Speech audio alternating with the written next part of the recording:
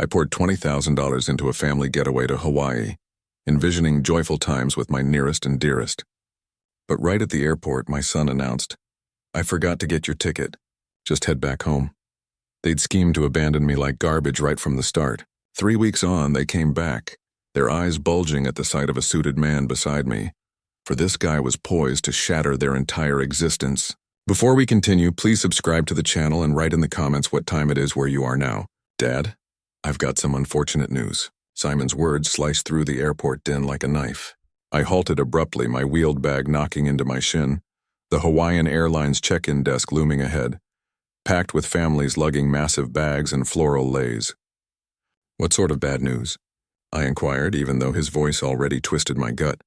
He avoided my gaze, fixating instead on the flight board, fists buried in his pockets. "I neglected to purchase your ticket." The phrase lingered in the air like haze. Nearby, passengers hurried by, gripping their boarding documents, their eager talk of sandy shores and feasts now sounding like ridicule. "You neglected it?" My response emerged weaker than planned. "Simon, we've organized this trip for 3 months. I get it. He finally glanced my way, but just for a second. There was simply too much to handle, and with the job being hectic. "I handed you $20,000, the figure weighed on my lips. For everyone, the entire group." "Yeah. And we're thankful, Dad. Truly."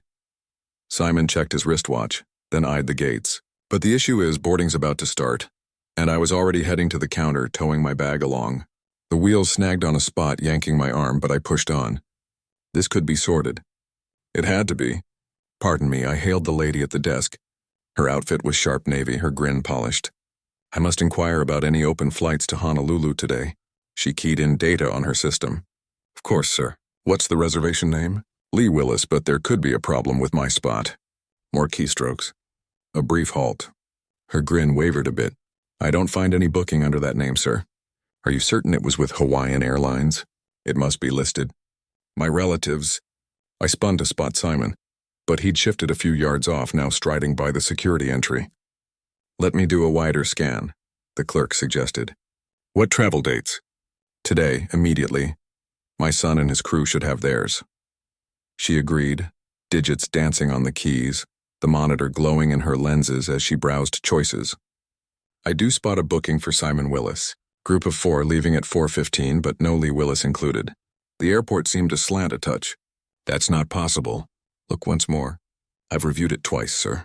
"Want me to check standby options?" A spark of optimism. "Yes, whatever's there. Regrettably, we're fully reserved today. There's an event in Honolulu. And tomorrow? Premium seats. I'll cover any price." Simon popped up at my side, his fingers wrapping my arm. "Dad, we have to discuss." I shrugged him away. "Later, we're resolving this." "No, we're not." His hold firmed, tugging me from the desk. "This won't pan out." The clerk observed us with increasing worry. Others started glancing. A young kid gestured at my bag, which had toppled when Simon seized me. "What do you mean it won't pan out?" I righted my luggage, my fingers trembling a little. "There must be another carrier, another option." "Dad, hear me out." Simon's tone had a harsh bite I'd never noticed. "The trip is going ahead today, this instant. My family is past security already, so we'll find a way to join them." No, the reply was blunt. "Absolute, we won't." The flight board blinked, refreshing schedules. Gate details altered. The 4:15 Hawaiian run now flashed final boarding in bold crimson. "Simon, you're frightening me." "What's happening?" He eyed his watch more forcefully. "What's happening is you should return home, Dad. We'll handle the getaway somehow." "Handle?" My words broke. "I funded it all. The lodging, the vehicle hire, the kids' outings, and we value that. But arguing here isn't aiding anybody." The AC droned above, yet I felt flushed, lightheaded. None of it added up. 3 months of prep. $20,000, evening meals, debating dives and evening meals, and now Simon treated me like a nuisance. "Just head home," he echoed, stepping back to security. "We'll ring from the resort." That's when I caught it in his stare. Not worry over a missed ticket. Not remorse for an error. Relief. Simon pivoted and strode to the gate, abandoning me next to my bag amid the terminal, observing my son fade into the throng as if he'd orchestrated this all along. The Hawaiian Airlines desk abruptly became my sole stability in a whirling space. I neared the same clerk who knew me at once. "Sir, did you sort it with your kin?" "Actually, I need you to verify something." My tone was firmer than I sensed. That booking under Simon Willis. When was it set?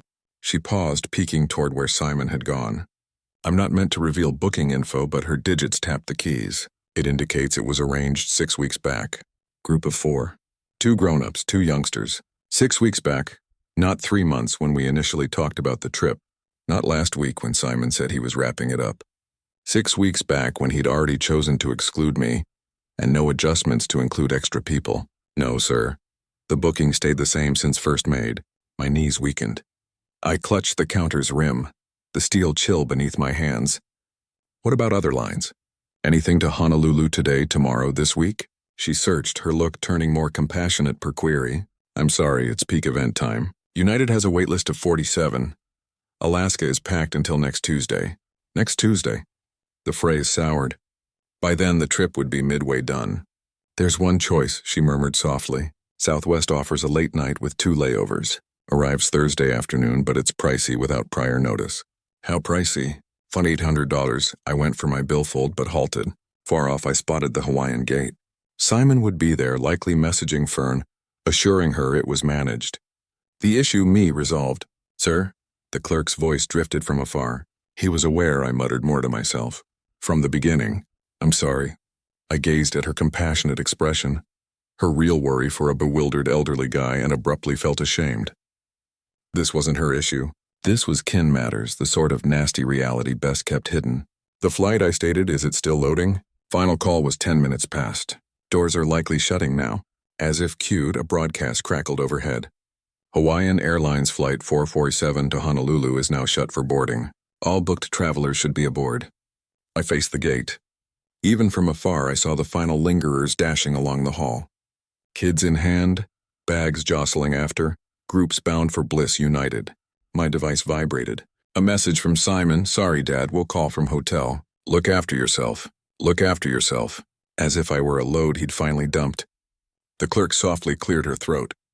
Regarding that Southwest option, sir. Shall I reserve it while you think? I fixed on my screen. No rationale, no true regret. Just a breezy brush-off after snatching $20,000 and 3 months of my eagerness. No, I replied, tucking the phone away. No, I don't believe so. Certain? I can secure it for 15 minutes. I'm certain, because abruptly, amid that terminal with coffee scents and bag-rolling noises surrounding me, I grasped something crucial. This wasn't merely a overlooked ticket or sloppy organizing or Simon's greed. This was about their view of me, who they believed they could fool. The board refreshed once more. Hawaiian Flight 447 now read departed in bold ebony. Simon and his bunch were aloft, likely cheering with free drinks, patting themselves for a well-earned escape. I grasped my bag's handle and headed for the exit. But I wasn't beaten. Not any longer. Each stride from that gate was toward insight. They'd judged Lee Willis. They figured I'd slink home, grumble a tad, but finally take the rejection. They were set to discover their error. The sliding doors parted and I entered the midday breeze, already plotting my response. Behind, the terminal hummed with voyagers to their spots. I was en route to mine, too. It simply wasn't what they anticipated. The cab queue was lengthier than foreseen, but I embraced the delay. It allowed time to ponder, to let fragments settle like silt in stirred liquid. Destination? The cabbie queried as I stowed my bag in the boot. He was midlife, weary-eyed, likely battling airport jams all day. Oakland, Montclair area. I sank into the rear, still clutching my phone, where Simon's lame message shone. As we departed SFO, I peered at the known Bay Area vista. The land extended below, speckled with homes where other clans likely gathered for meals, exchanging tales, forging plans, not scheming to oust their own patriarch. Tough day? The driver inquired, eyeing me via the mirror. Getting tougher each moment. I wasn't prone to chatting with unknowns, but the cab's anonymity eased it. Ever had your own blood betray you? He chuckled, sans mirth. Pal, I've got former spouses plotting my ruin for ages. Kin know precisely where to plunge the blade. The blade? That's just how it struck, keen, exact, targeting something essential. As we cruised through Daly City, I began recalling talks from recent months. March, when I'd suggested a special outing for the grandkids, Simon's prompt zeal. Dad, brilliant notion. I'll manage it all. April, at Fern's table, poring over resort pamphlets. Pearl nearly leaping in excitement. Oh, Lee, this is incredibly kind of you. Sol agreeing quietly, but apparently on board. But retrospect revealed hints how Simon demanded to oversee all arrangements. Fern's hint that I'd prefer a separate lodge if the kids got rowdy. Pearl's remark on seniors favoring other pursuits. They'd been priming me for exclusion throughout. Know the harshest bit? I told the driver's image. What's that? They assumed I'd swallow it. Lie down and accept defeat. You aiming to show otherwise? I observed the Bay Bridge near, its wires forming shapes against the sky.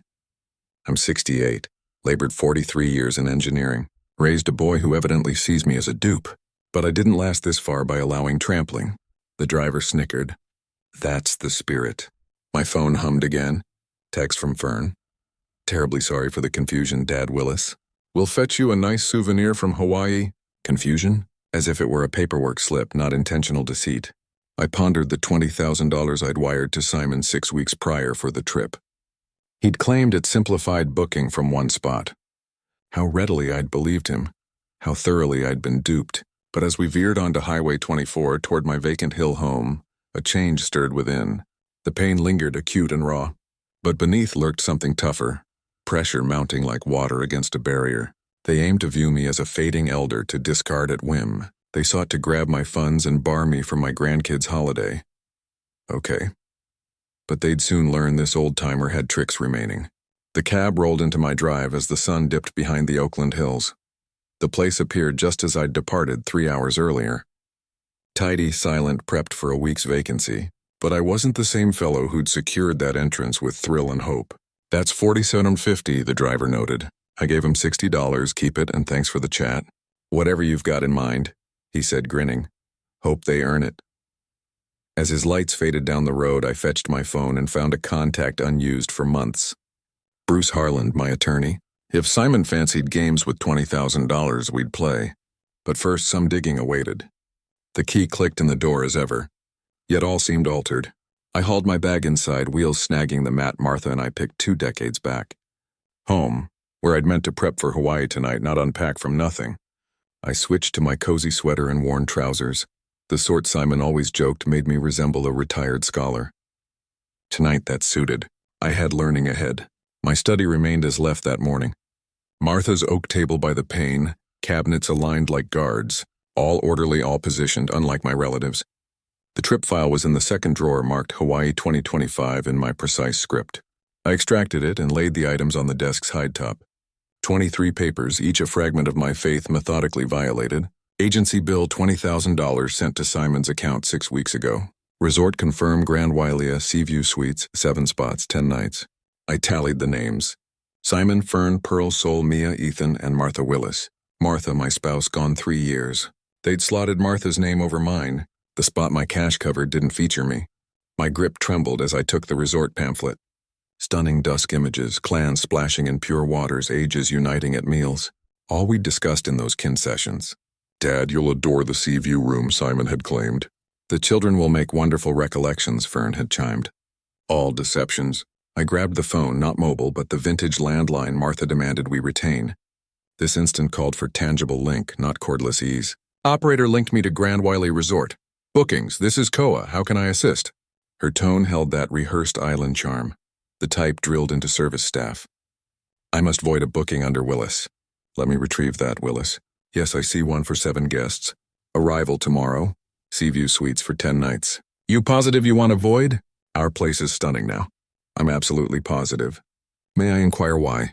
Maybe I can suggest options. Alternate accommodations, shorter visits. No options. Void it all, a beat. I heard her inputting, likely pondering why anyone would ditch such a costly setup.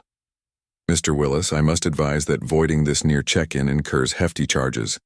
The full void fee is $3,200.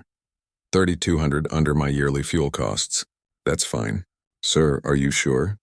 This is a major booking. Perhaps if you spoke with our guest services manager. Cancel it now, please. More typing. The sound of a printer. Official business being conducted. The cancellation is processed. You should receive confirmation via email within the hour. Is there anything else I can help you with today? Actually, yes. When someone arrives tomorrow expecting that reservation, what will you tell them? I would inform them that the reservation was canceled by the primary booking party at 6:47 p.m. Pacific Time on May 15th. Perfect. Simon would know exactly when I'd taken action. And more importantly, he'd know it was deliberate. Thank you, Co. You've been very helpful. I hung up and looked at the scattered papers on my desk. In the corner sat a framed photo of last Christmas. Simon, Fern, the kids, Pearl, and Saul all gathered around my tree. Opening presents I'd bought. Eating dinner I'd paid to cater. All of them smiling at the generous old fool. Well, the generous part was over. Morning light filtered through my bedroom curtains differently than it had in weeks. For the first time since we'd started planning this vacation, I'd slept deeply, dreamlessly, completely. No anxiety about packing. No excitement about seeing Pearl's face when she first glimpsed the ocean. No mental lists of activities the grandkids might enjoy. Just peace. I showered, dressed in fresh clothes, and made my way to the kitchen. The old percolator bubbled cheerfully on the counter, filling the house with the same coffee aroma that had greeted Martha and me for 43 years of marriage. My cell phone sat charging on the counter where I'd left it. The screen showed missed calls, but I ignored it, while I poured my coffee and added cream. Some conversations required proper preparation. Finally, I picked up the device. 56 missed calls, all from the same Hawaii number. The call log told the story better than any novel. 11:47 p.m., Hawaii time, then 11:52, then 12:03 a.m. Every 15 minutes through the night, 4:30 a.m., 5:15, 60. Simon had been awake all night between the calls, text messages. I scrolled through them, watching panic escalate in real time. Dad, call me back. Urgent. Hotel says you canceled everything. Dad, this isn't funny. Call now, kids are crying. We have nowhere to go. Call me back. The timestamps painted a clear picture. The family had arrived at Grand WA around 3 p.m. Hawaii time yesterday, 6 p.m. California time, just as I was hanging up with Co. They'd walked up to that beautiful resort desk, excited and tired from traveling, probably already planning their first sunset dinner, and discovered they had no rooms. I carried my coffee to the living room and settled into my favorite armchair by the window. Outside, my neighbor was walking his golden retriever, the same route they took every morning for 12 years. Normal Tuesday routine for everyone else. My phone buzzed with another incoming call. Hawaii number. I let it ring. The voicemail notification appeared moments later. I played it. Dad, I don't know what you think you're accomplishing, but you need to fix this right now. We spent the night in the hotel lobby. Pearl hasn't stopped crying. The kids don't understand what's happening. This is cruel and unnecessary and completely unlike you. Call me back and fix this mess. Cruel and unnecessary. Interesting choice of words from someone who'd left his father stranded at an airport. The coffee tasted perfect. Brazilian blend ground fresh yesterday morning, when I'd still believed in family vacations and children's laughter, and 3 generations making memories together. I set the cup on the side table and picked up my phone, scrolling to Simon's Hawaii number. My finger hovered over the green call button. 6 weeks of planning. $20,000 transferred without question. 3 months of excited conversations about snorkeling in luau and teaching Mia to body surf. All of it orchestrated to exclude me. Simon wanted to talk now. After 56 unanswered calls and messages that managed to blame everyone except himself. Perfect. I had things to say too. I pressed the call button. Simon answered before the first ring finished. Dad, finally. What the heck is going on? The hotel says you canceled our entire reservation.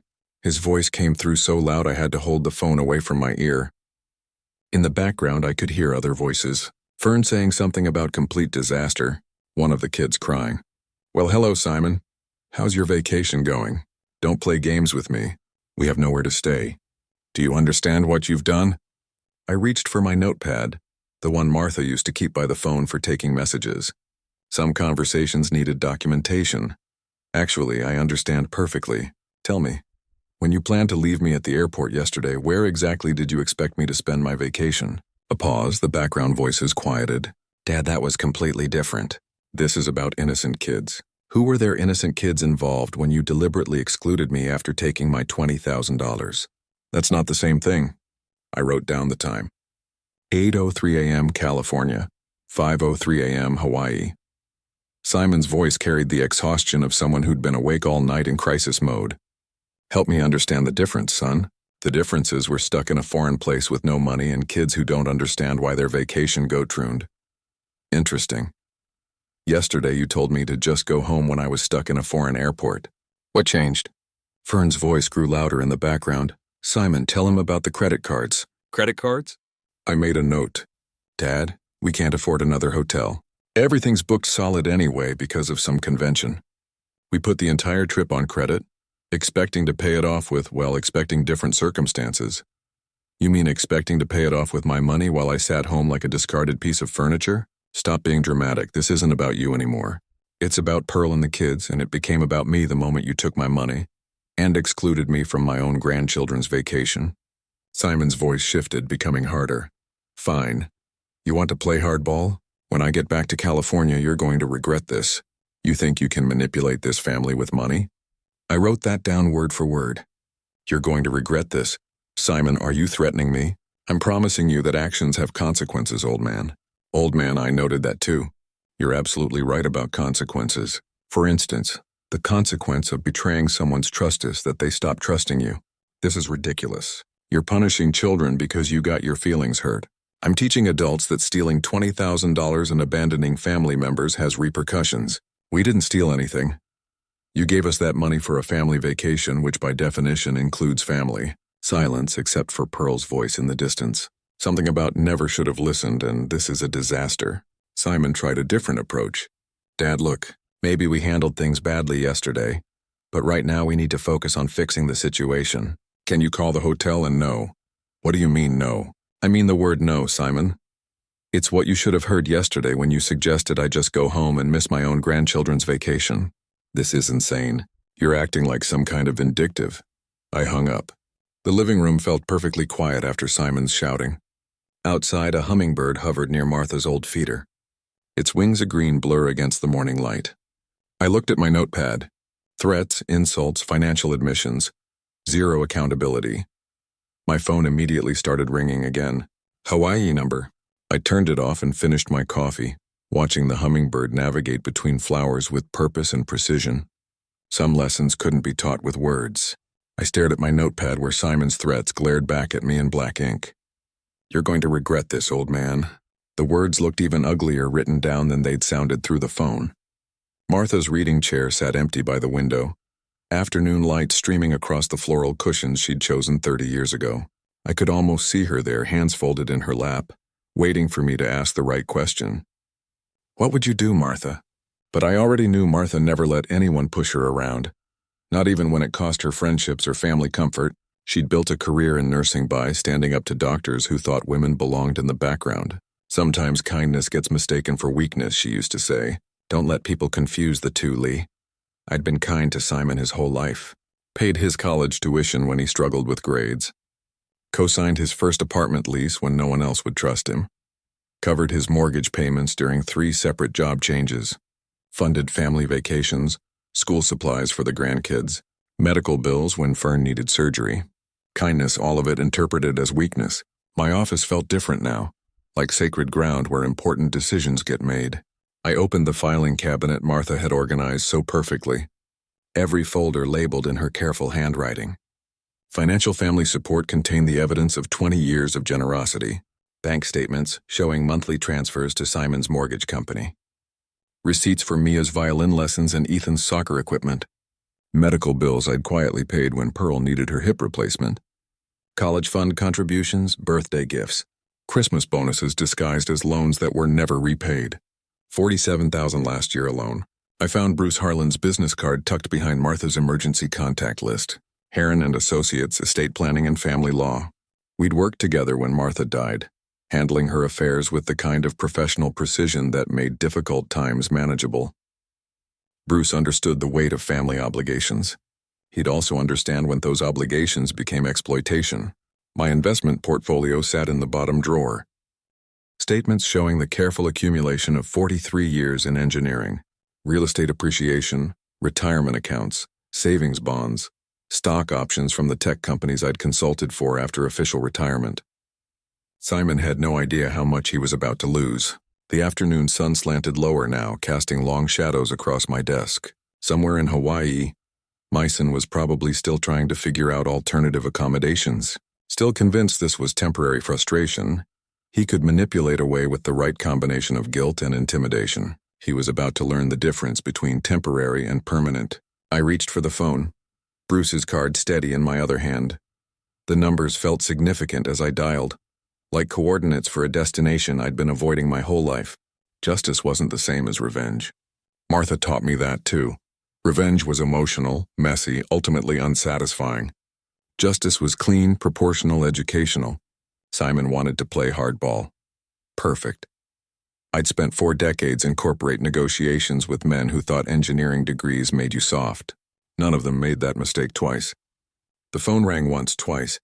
Bruce's receptionist answered with professional warmth. Harland and Associates, how may I help you?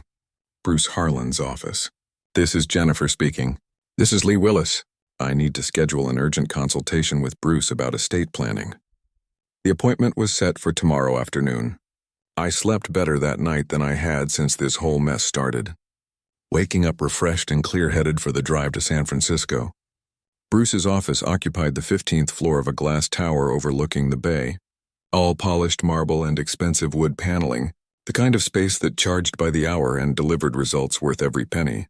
Lee, come in. Bruce stood to greet me, his handshake firm and reassuring. At 55, he carried himself with the confidence of someone who'd spent decades solving other people's complicated problems. I settled into the leather chair across from his mahogany desk and spread out my documentation like evidence in a trial. Bank statements, receipts, threatening text messages, notes from yesterday's phone call. What's the situation? Bruce asked, reaching for a legal pad. My son has shown me who he really is. I need legal protection from his greed. The story came out methodically, chronologically. The planned family vacation, Simon's deliberate exclusion at the airport, the hotel cancellation, 56 desperate phone calls, and finally those ugly threats when he realized I wouldn't be manipulated. Bruce took notes, occasionally asking clarifying questions that revealed his experience with family disputes. How long has this financial dependency been going on? 20 years minimum. I have documentation going back to his first mortgage, and the threats were specific. I wrote them down verbatim. I slid the notepad across his desk. You're going to regret this, old man. Actions have consequences. Bruce studied the notes, his expression growing more serious. Lee, this sounds like attempted financial coercion. In California, that's grounds for disinheritance with legal protection against challenges. Meaning if you choose to modify your will, we can structure it to withstand any attempt by Simon to contest it in court. The relief felt physical, like setting down a weight I'd been carrying without realizing it. I want him completely excluded, I said. Everything I've built goes to organizations that will actually use it for good. Bruce opened his computer and pulled up estate planning templates. Let me walk you through the options. We can establish a new will with charitable beneficiaries, including specific language about why Simon is excluded. For the next hour, we discuss details. The Oakland Children's Education Foundation would receive the bulk of my estate. Engineering scholarships at UC Berkeley would get a substantial endowment. Local senior services, community development programs, veterans assistance, causes that mattered. Run by people who understood stewardship. The documentation you've provided shows a clear pattern of financial exploitation, Bruce said, reviewing my bank statements. Combined with the threatening language, we have solid grounds for disinheritance. How long will this take? I can have documents ready for signature by next week. We'll need witnesses, notarization, and I'd recommend a video recording of the signing to document your mental competency. Whatever it takes. Bruce leaned back in his chair, studying me with the careful attention of someone making sure his client understood the implications. Lee, this is permanent. Once executed, this will fundamentally change your family relationships. They changed first, I said. I'm just making it official. And you're certain about this? No second thoughts about the grandchildren? I thought about Mia and Ethan, their innocent faces during family dinners I'd funded, birthday parties I'd made possible. The children will be better served by scholarship programs than by inheriting money their father would control. Bruce nodded, apparently satisfied with my reasoning. Then let's proceed. I'll draft comprehensive documents excluding Simon entirely, while protecting your wishes from legal challenge. We shook hands as the meeting concluded, his grip conveying both professional competence and personal understanding. I'll call you when everything's ready for signature. Walking back through the marble lobby, I felt lighter than I had in years. The law was on my side, justice would be served, and Simon would finally learn that actions really do have consequences. The elevator descended 15 floors while I processed what had just happened in Bruce's office. Legal protection was coming. real permanent consequences for Simon's betrayal and threats. That week passed peacefully, filled with the kind of routine I'd neglected during months of vacation planning. Morning walks around my Oakland neighborhood, afternoon reading in Martha's chair, evening meals prepared without rushing to accommodate family phone calls or visits. No more checking my phone constantly for updates from Simon about travel arrangements. No more wondering if Pearl would like the restaurant reservations I'd made or whether Saul needed different activities for his arthritis. Just quiet, ordered days while Bruce prepared the legal documents that would change everything. Friday afternoon, my phone rang. Bruce's office. "Lee, the documents are ready. Can you come in Monday for the signing?" "Absolutely. Just to confirm, you're still committed to these changes." "More than ever." Monday morning found me back in Bruce's downtown office, but this time the conference room held additional people. His secretary, Mrs. Chen, and a paralegal named David sat at the polished table with notary stamps and official forms arranged like surgical instruments. "This is a formal will execution," Bruce explained, settling into his chair. "Everything needs to be witnessed and notarized to prevent future challenges." The new will lay open before me. 23 pages of legal language that translated my anger into permanent consequences. Page after page detailed the exclusion of Simon Willis from any inheritance, the establishment of charitable trusts, the designation of Bruce as executive with full authority to distribute assets according to my wishes. "Let me read the key provisions aloud," Bruce said, his voice carrying the gravity of legal ceremony. "The testator, Lee Willis, being of sound mind and clear judgment, hereby excludes his son, Simon Willis, from all inheritance due to demonstrated financial exploitation and threatening behavior toward the testator." The words felt powerful. Final. Furthermore, the testator designates the following charitable organizations as primary beneficiaries. Bruce continued through the list we'd carefully constructed. The Oakland Children's Education Foundation would receive $400,000. UC Berkeley's Engineering Scholarship Fund would get $300,000. Senior Services, Veterans Assistance Community Development, worthy causes run by grateful people instead of entitled family members. Mrs. Chen adjusted her glasses. "Mr. Willis, do you understand these provisions completely?" "Yes." "And you're executing this will freely without coercion?" "Completely freely." David activated a video camera positioned on a tripod. "For the record, please state your name and today's date." "Lee Willis, May 25th, 2025. "And you're executing this will of your own free choice?" "I am." My signature felt steady on the official documents, each letter deliberate and final.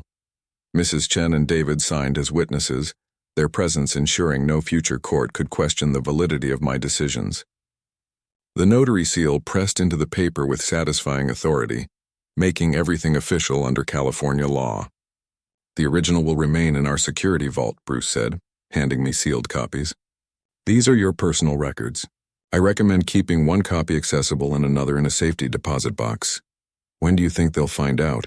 That depends on when you choose to tell them." I tucked the envelope under my arm, feeling its weight like armor against future manipulation. "Their flight returns Thursday afternoon. They'll probably want to have some kind of family meeting about what happened." Bruce nodded knowingly. Family meetings after crisis tend to reveal everyone's true priorities. Outside his office building, San Francisco bustled with its usual energy. Business people hurrying to appointments, tourists consulting maps, street performers entertaining crowds. Normal life continuing while my personal world shifted on its axis. The drive home took me across the Bay Bridge with Martha's favorite view of the city skyline, spread out like a postcard. She would have approved of today's work. Clean, legal, proportional justice. Simon had made his choice at the airport when he decided I was disposable. Now he would live with the consequences. 2 weeks had passed since Bruce sealed the final documents in his vault. During that time, I'd maintained my peaceful routine while mentally rehearsing this moment. Bruce and I had confirmed the flight details, discussed timing, and prepared for what was coming.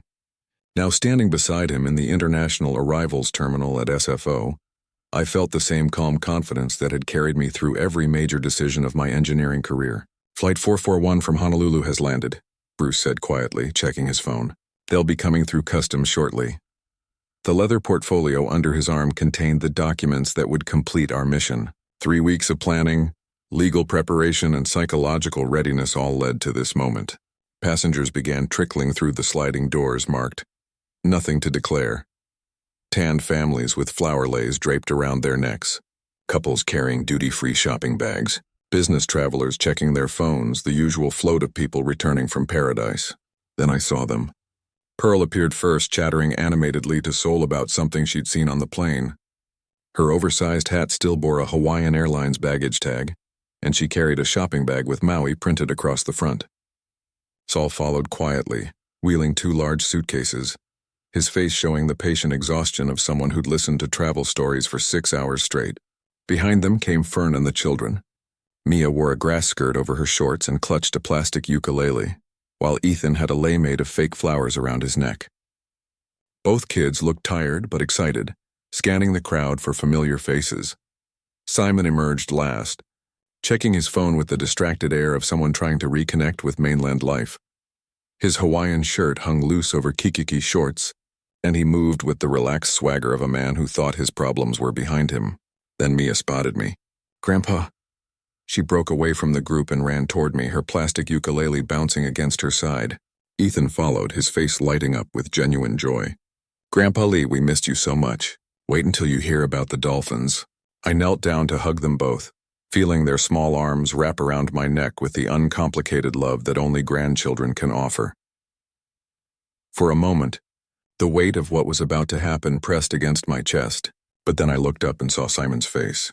He'd stopped walking entirely, his relaxed vacation demeanor evaporating as he processed the unexpected welcoming committee. His eyes moved from me to Bruce, taking in my lawyer's professional attire and the portfolio tucked under his arm. "Dad?" Simon's voice carried a note of weariness.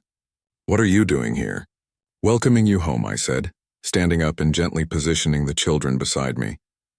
"How was your vacation?" Fern appeared at Simon's elbow, her expression shifting from confusion to something approaching alarm as she noticed Bruce's presence. Pearl, oblivious to the tension, continued her chatter. "Lee, what a wonderful surprise. Wait until you hear about the luau we went to. And the resort had this amazing breakfast buffet." "And Pearl," Sol said quietly, his accountant's instincts picking up on undercurrents she'd missed. "Maybe we should." Bruce stepped forward, his movement precise and professional. "Mr. Simon Willis." His voice carried the formal tone of official business. Simon's face went pale beneath his vacation tan. Bruce extended the sealed manila envelope toward Simon with the formal gravity of a court officer serving papers. "Mr. Simon Willis, this is a copy of your father's revised last will and testament executed on May 25, 2025. Simon's hands trembled as he accepted the envelope. The airport noise, announcements, luggage wheels. Conversation seemed to fade into background static as everyone's attention focused on the legal document. "What is this?" Fern whispered, reading the return address on the envelope. Simon broke the seal with jerky movements, his vacation relaxation completely evaporated. He unfolded the papers and began scanning the contents, his eyes moving rapidly across the legal text. I watched his face transform as comprehension dawned. First confusion, then disbelief, then something approaching horror as he reached the crucial passages about disinheritance. "This can't be real," he said, his voice barely above a whisper. Fern leaned over his shoulder, reading the same devastating words, her face drained of all color as she processed the implications. "Lei," she said, trying to maintain a reasonable tone. "Surely we can work this out. Think about the children. They're your grandchildren." "Should think about them," I replied calmly. "That's why I paid $20,000 for their Hawaiian vacation." Simon's head snapped up from the documents, his eyes blazing with the kind of desperate fury that comes from watching a life plan collapse in real time. "You can't do this to us." "I'm your son." "Yes," I said. "The son who left me stranded at an airport and threatened me when I finally stood up for myself." Pearl, finally grasping that something serious was happening, stopped her chatter mid-sentence. "Lee, what's going on? Why does everyone look upset?" Sue took her arm gently. "Pearl, maybe we should give them some privacy." But Simon wasn't interested in privacy. "This is impossible. You can't disinherit family. There are laws." Bruce spoke with professional calm. "Actually, Mr. Willis, California probate law fully supports your father's right to distribute his estate as he sees fit. The documentation is legally ironclad. I'll contest it in court." Simon's voice rose enough to attract glances from other travelers. "This won't stand." "Please do," I said. "Bruce has prepared for that possibility." The video recording of my competency evaluation should be particularly compelling to any judge. Fern was still scanning the legal documents, her practical mind calculating losses. The house, the investments, everything, Bruce confirmed. The Oakland Children's Education Foundation and UC Berkeley Engineering Scholarship Funder. Now the primary beneficiaries. Simon crumpled the papers in his fist, then immediately smoothed them out again, as if that might change their contents. This is insane. You're throwing away your family over one stupid argument. One stupid argument? My voice remained level, but I felt Martha's spirit strengthening my resolve. Simon, you took $20,000 excluded me from my own grandchildren's vacation and threatened me when I objected. That's not an argument. That's betrayal. Mia tugged at my jacket. Grandpa, why is Daddy yelling? I looked down at her concerned face and felt a pang of genuine sadness. These children would grow up wondering why their inheritance disappeared, never understanding their father's greed had cost them their future. Sometimes grown-ups make mistakes that have big consequences, I told her gently. Simon's desperation reached a new pitch. We'll get lawyers. We'll prove you were manipulated, that you're not thinking clearly. Bruce opened his own portfolio and handed Simon a business card. I'd be happy to provide documentation of your father's complete mental competency to any attorney you hire. Fair warning, frivolous litigation can be expensive. The family stood clustered around their vacation luggage, the happy memories of Hawaiian beaches already overshadowed by this new reality. Pearl kept looking between faces, still not fully comprehending the magnitude of what had happened. Sol, however, understood completely. His accounting background had taught him to recognize when numbers added up to disaster. Simon, he said quietly, maybe you should have thought about consequences before you acted. Simon whirled on his father-in-law. Don't lecture me. This affects all of us. No, I said firmly. This affects the people who betrayed my trust. Your children are innocent. That's why I've established scholarship funds that will help children like them for generations. Bruce closed his portfolio with finality. Gentlemen, our business here is concluded. He turned toward the terminal exit and I followed, leaving Simon's family to process their new reality, amidst the cheerful chaos of returned travelers and vacation reunions. Behind us, I could hear Simon's voice calling after us, still trying to negotiate, still unable to accept that some consequences are permanent. The walk through SFO's corridors felt different than it had 3 weeks ago. Then I'd dragged my suitcase through these same halls as a confused, betrayed old man. Now I walked beside my attorney, as someone who'd reclaimed his dignity through principled action. Bruce and I said little during the elevator ride to the parking garage. The weight of completed justice needed no commentary. That went exactly as planned, Bruce finally said as we reached his car. Better, I replied. Simon revealed his true character perfectly. No judge would overturn a will after hearing those threats. The drive home took us across the Bay Bridge as evening settled over San Francisco. The city lights reflected off the water in patterns that Martha had always loved, and I felt her presence approving of the day's work. You know they'll try to contest it, Bruce said as we navigated through Oakland traffic. Let them. Every lawyer they hire will tell them the same thing you told me. The documentation is ironclad. Bruce pulled into my driveway as the automatic porch light flickered on. The house looked exactly as it had this morning, but everything felt transformed by the completion of justice. We shook hands beside his car. Thank you, Bruce. You made this possible. You did the hard work, Lee. Standing up for yourself took real courage. After his taillights disappeared down the street, I unlocked my front door and stepped into the quiet sanctuary of my home. The familiar smell of furniture polish and the distant tick of Martha's grandmother clock welcomed me back. In the kitchen, I prepared a simple dinner, scrambled eggs, toast, a cup of tea. No need to accommodate anyone else's preferences or schedule. Just food I enjoyed, eaten at my own pace. The evening light slanted through the dining room windows as I ate, illuminating the family photos that lined the mantelpiece. Simon's graduation from college, his wedding to Fern, pictures of the grandchildren at various ages. They were still family, but now I could look at them without feeling the sting of betrayal. My favorite armchair beckoned from its position by the living room window. I settled into its familiar embrace with my tea, looking out at the garden Martha had planted and I'd maintained for the past 3 years. The last few weeks had transformed me from victim to advocate, from someone who accepted mistreatment to someone who demanded justice. Martha would have been proud of the man I'd become, or perhaps the man I'd remembered how to be. My phone sat on the side table, Turned off since leaving the airport. No doubt Simon was trying to call, still believing he could negotiate his way out of consequences. But some lessons can only be learned, never taught. The charitable organizations would receive my call tomorrow.